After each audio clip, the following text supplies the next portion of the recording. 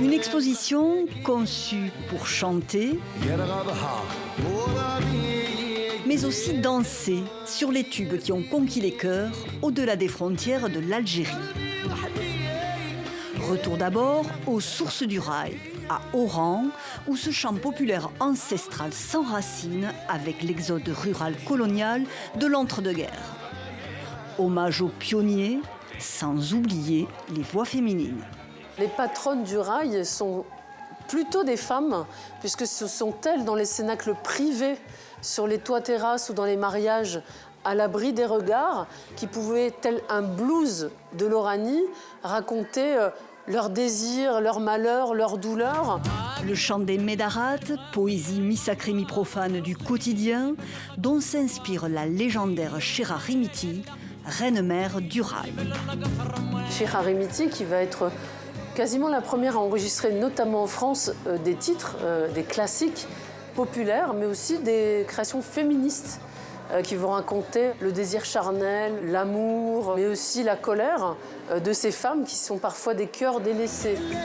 Une musique qui s'exporte aussi de l'autre côté de la Méditerranée avec les héritiers, l'icône Cheb Ami ou Cheba Fadela et Cheb Sarawi, couple mythique de l'âge d'or du rail.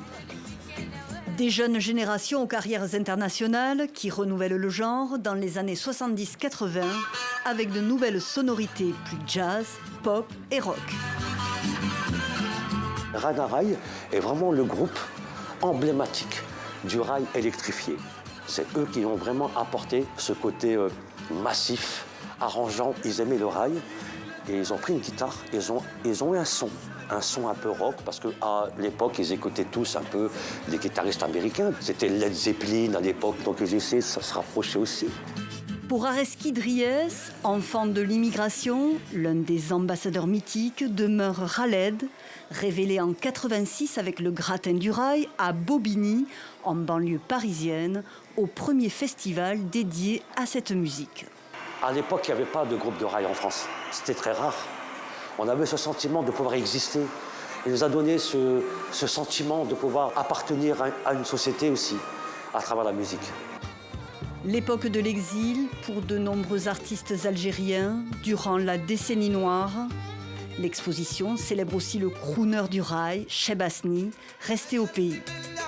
Voix d'une jeunesse qui n'aspire qu'à vivre ses 20 ans, il sera abattu par les intégristes en 94.